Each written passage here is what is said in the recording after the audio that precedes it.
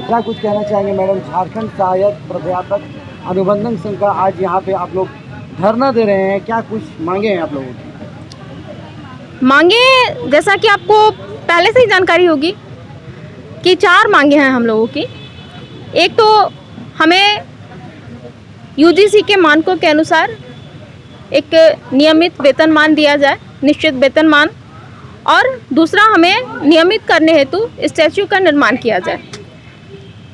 दूसरी मांग है कि कोल्हान विश्वविद्यालय से और सिद्धू कानू विश्वविद्यालय से 6 साथियों को टर्मिनेट किया गया है, उनको वापस बहाल किया जाए।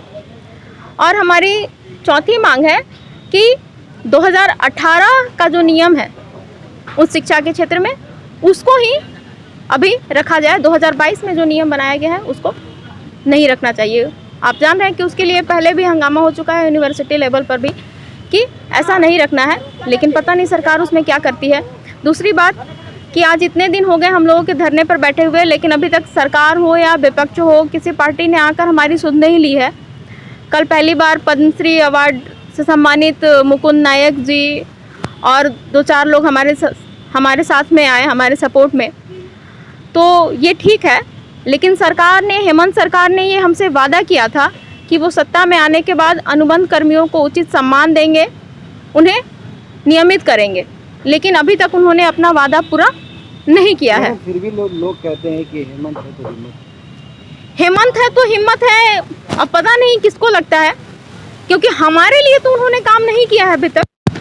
तो उनसे डिमांड कर रहे हैं कि भाई आपने जो वादे हमसे किए हैं आप पूरा करिए, तभी हमको तो वही दिखेगा। मान लीजिए के लिए उन्होंने कुछ किया हो, ठीक है, वो उनके पक्ष में रहेंगे।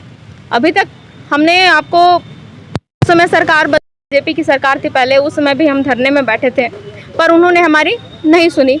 उसके बाद सरकार बदल गई। तो क्या लगता है कि ये जितने भी ये लोग आते हैं, अभी महागठबंधन की सरकार है, सिर्फ वादे ही रह जाते हैं? अभी तक तो वादे ही हैं। पिछली बार भी शासन में थी बीजेपी सरकार, तो बीजेपी सरकार में ही हम अनुबंध पर बहाल हुए थे। तो था उस समय कि आप लोग सिर्फ आधारित शिक्षा, आपको बस एक क्लास लेना है, जो भी प्रतिदिन मैक्सिमम क्लास ले सकते हैं आप, मैक्सिमम 60 क्लास ले सकते हैं, और प्रति घंटे आपको पैसे मिलेंगे।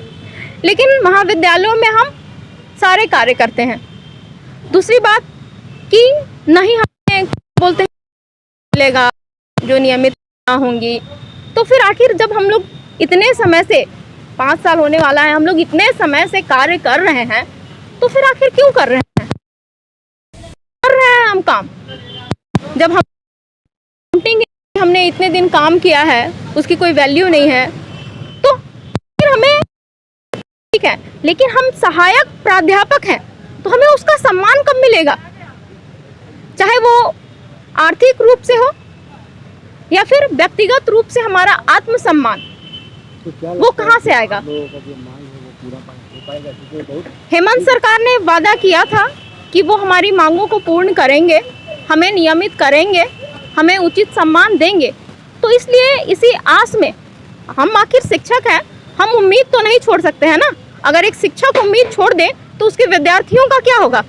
तो इसलिए हम उम्मीद नहीं छोड़ सकते हैं।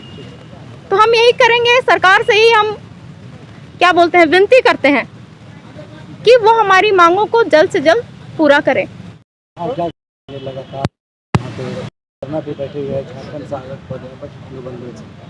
देखिए, लगातार 28 तारीख हम लोग अनिश्चितकालीन धरना पर बैठे हुए हैं, और इसको लेकर के मैडम ने बहुत ही अच्छे तरीके से आपके समक्ष, आप मीडिया वालों के समक्ष हमारी मांग को रखी है। मुझे तो अलग से कुछ कहना नहीं है, क्योंकि एक चीज़ को बार बार कहना मुझे भी शोभा नहीं देता। बस मैं सरकार से यही विनती करता हूँ कि कम से कम शिक्षक को शिक्षक की तरह रखे। हमारी योग्यता में कहीं कोई कमी नहीं है। जो आपके परमानेंट शिक्षक हैं, प्रोफेसर, तुलना में हमारी योग्यता में कहीं कोई कमी नहीं है। वो जो काम कर रहे हैं मैं भी वही काम कर रहा हूँ।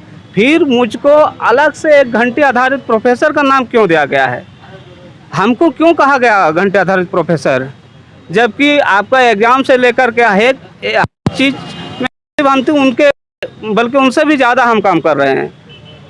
फिर आप हमको घंटे आधारित प्रोफेसर कह करके या तो हमको नीचा दिखाने का काम करते हैं, जब फिर काम के साथ सैलरी देने की बात हो तो उस समय आप हमको बहुत ही कम देते हैं, और जिसको आप एक तरह से कहिएगा तो भीख मंगा ही कहिए।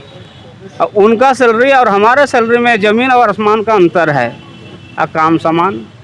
और माननीय हेमंत जी ने वादा भी किया था चुनाव से पहले कि हमारी सरकार बनेगी तो हम समान काम का समान वेतन देंगे। दूसरा चीज़ उन्होंने कहा था कि हमारे सरकार बनने के बाद हम अनुबंध कर्मियों को रेगुलर करेंगे, उनको हम परमानेंट करेंगे। लेकिन आज सरकार बनने के बाद 3 साल पूरा हो चुका है और हम लोग देख ही रहे हैं माननीय हेमंत जी क्या कर रहे हैं।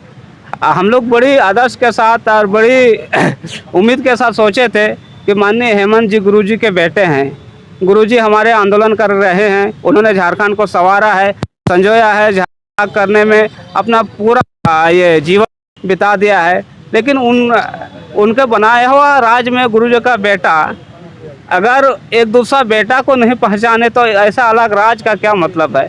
मैं सीधे कानून की धरती से आया हूँ जहाँ पर भारतवर्ष में सबसे पहले आज़ादी की लड़ाई लड़ी गई थी।